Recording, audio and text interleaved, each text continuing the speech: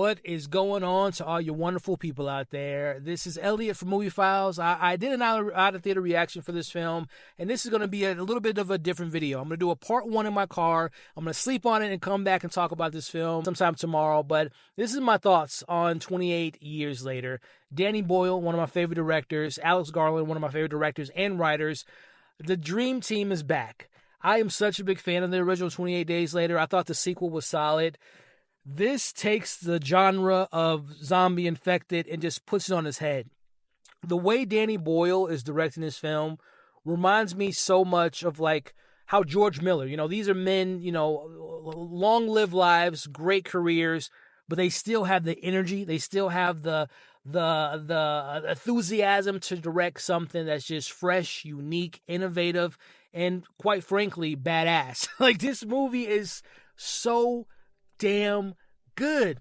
Again, from a filmmaking perspective, the fact that this movie was shot on an iPhone blows my mind. Just a reminder that we can do anything when we put our minds to it with the technology at the disposal at our hands. The production, there's so many moments in this film from a productional standpoint that's just jaw-dropping. The infected. Without giving too much away, we were 28 years into this apocalyptic world, and the mutation and the evolution of the infected is insane.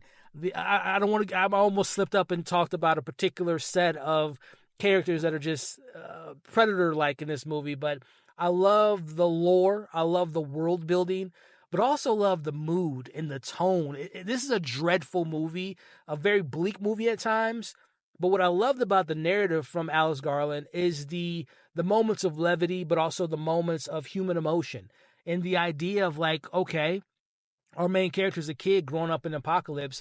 How would a kid be able to operate with being surrounded around death his whole life? How would he react to potentially losing someone close to him? And the young man that's in this film really carries his weight. He really does a great job in the acting department.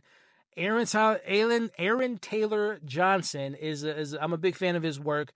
Maybe a career best. Like, he is really great. Like, this film has a lot of Last of Us vibes, which is crazy to say because obviously the first 28 days came out before The Last of Us was out. But I think even Danny Boyle said that they were inspired by The Last of Us, and there's a lot of Last of Us isms in this narrative. I love the father and son survival first half, the mother and son relationship and a hopeful future, and then the third act just hits you like a pile of rocks. Like, Ralph Fiennes, Scene Stiller, and also Jack O'Connell, 2 for 2 so far this year with Sinners and now this. I have a lot more to say about it. I'll just say this before we get into my part two. This is an incredibly well-made, crafted film about how dark and bleak the world of the 28 years is, but also the hope and the love and this film has heart. This is a fun film. It's an entertaining film. It's a brutal film. And I can go on and on and on, but I'm going to leave it there. We're going to talk about some more of this film.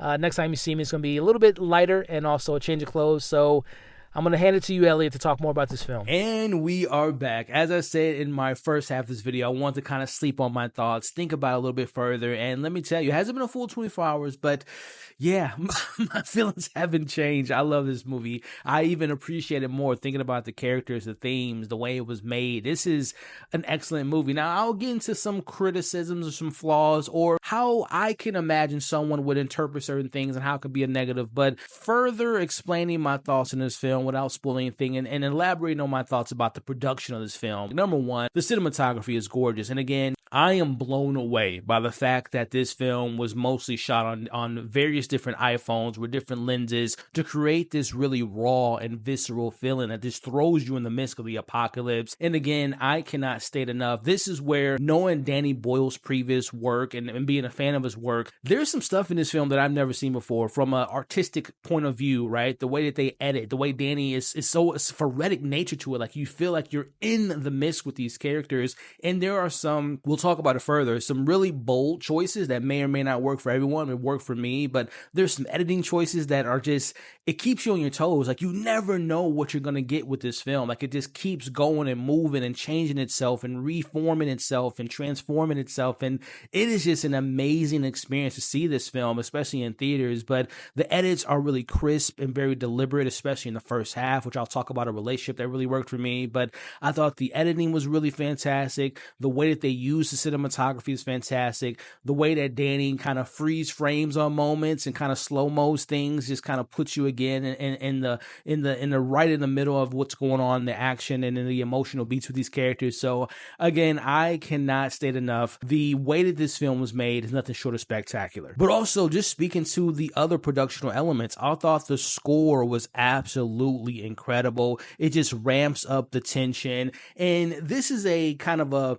nitpick more than a flaw, but I'm such a fan of the original score that we have in 28 Days and 28 Weeks, and the original score it's not used in this film in the way that you would think. Like, there's a rendition of it, but it's not the full-on original score, which I, again, just nitpicking as a fan, I wish it was a little bit more implemented. But again, I don't want to substitution, but the creative choice to have a new score and also the soundtrack, the way it plays to this film, again, just makes you feel like, what's going on? Like, the way that this film made me feel, it's like a trippy, dreamish, almost fantasy-like film. Like, it is so different from the other two, which is a thing that I really enjoy. Like, if you're gonna come back, if we're talking 20 years from the original film and 15 years or so from the sequel, you got to switch things up. You can't give us the same thing, same old song and dance, and this film does not do that. Like, it deliberately makes choices that don't make it feel like they're doing the same thing, and I really appreciated that. Now, something else I want to expand upon further in the second part of the video, and something that really stuck with me, is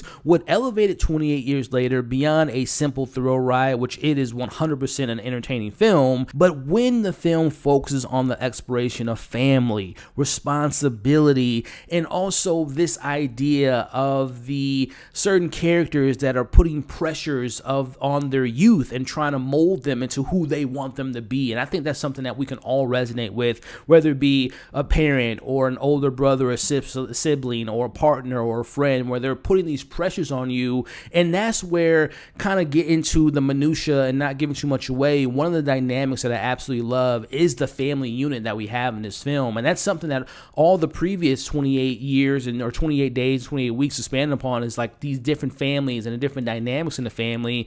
And just speaking to, especially in this first half, we have Aaron Taylor Johnson and his character, and another character, his son by the name of Spike. That story is just so amazing to me. Like, seeing him push his young son Spike to be tougher, and just the pressures that put on this character, and seeing what that pressure did to Spike.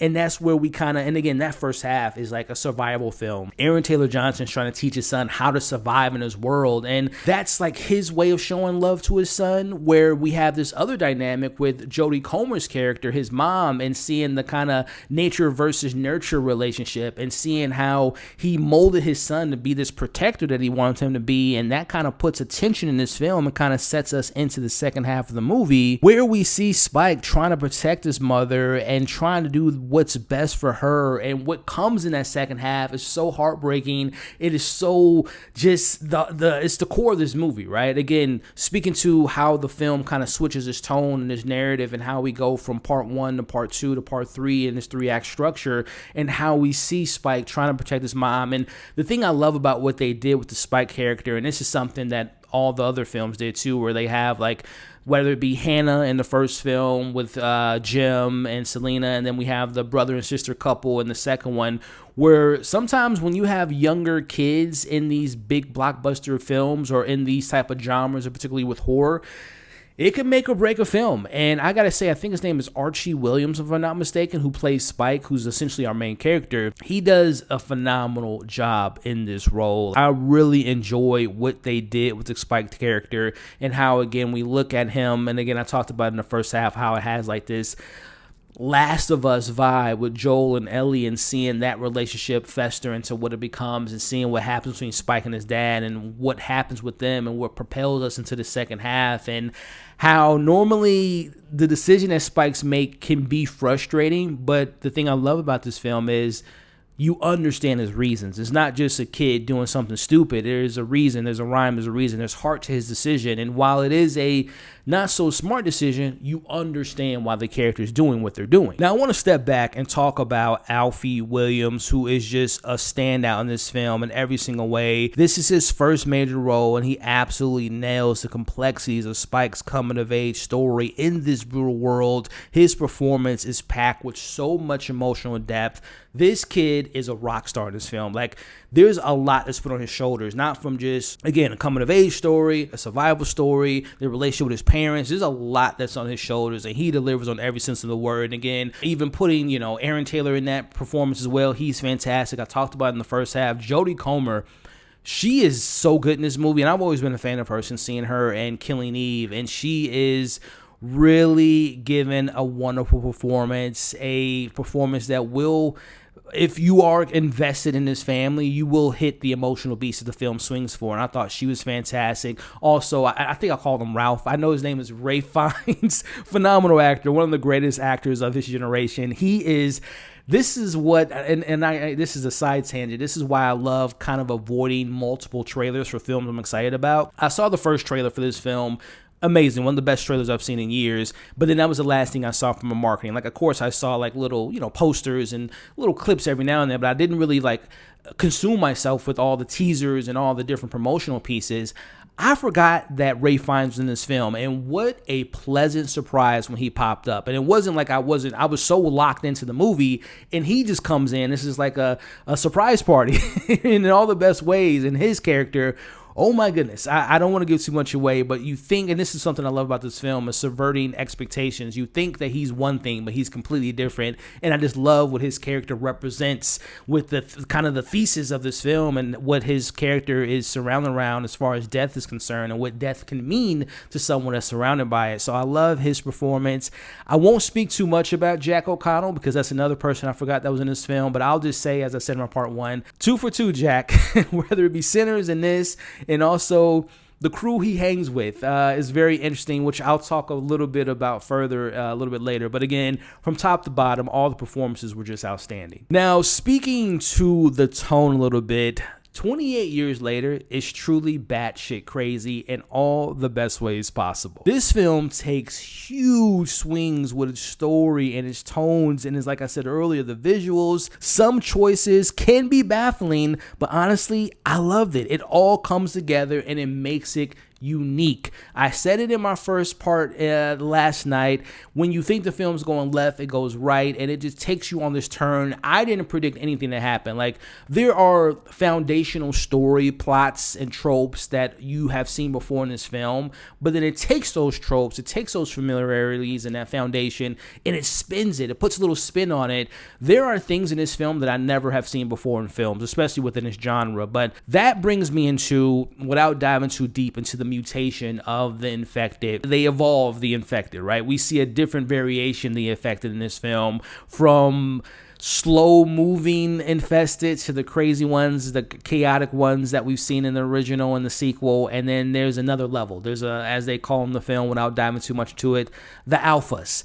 And let me tell you right now, the film does not hold down itself when it comes to the terror and the frightening nature of the infected. And these alphas are no joke. And the lore that's expanded upon, and something that I've seen in a zombie film before, but not at the extent of what this film does in regards to, how do I say this without giving too much away, the infected being beyond what we come to expect with the zombie archetype. So some things in this film, like I said, that I've never seen before, and it was just jaw-dropping to experience for the first time. Now, as I said earlier, as far as criticisms, and this is one of those things where, and not to pat myself on the back, but there are things in this film that I appreciate, that I loved, but I can also take myself from myself and can say, you know what, I love this, but I can see how someone else can be turned off by this. And there are moments in this film, as I've kind of alluded to, that takes big swings, tonal changes, narrative changes, character perspective changes, where it's just like, I was locked in, I was so on board with it, but I can see how someone else who's maybe not familiar with the franchise, who's maybe not familiar with Alex Garland's writing, with Danny Boyle's direction,